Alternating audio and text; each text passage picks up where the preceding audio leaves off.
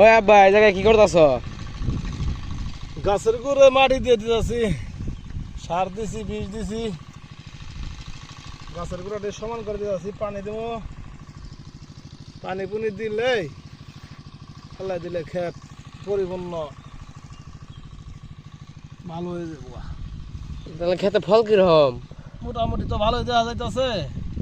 এখানে সামনে রমজান দরবার পারম কিনা প্রতি জানে। টার্গেট কি রমজান ধরার? হ্যাঁ, দরকার আশা তো আছে এরকমই। এখানে জানি না মালিক কি করবো, এর জন্য একটু খাটনিটা ক্ষেতের মধ্যে ডাবল করে খাইটা দিলাম। বাগুন কথা নিয়ে জায়গা লাগিয়েছেন? বাগুন আছে এক পাখি জায়গা, এনে আছে 25 ডিসিম জায়গা, আর বাইরের বগাল আছে 5 ডিসিম জায়গা। এই 30 ডিসিম জায়গা আছে বেগুন, এই সাদা বেগুন। এই যে গাছের মধ্যে দেখা যাইতেছে, যদি আল্লাহ পাক যদি বাঁচিয়ে রাখে তাহলে রমজান যেমন টার্গেট আছে।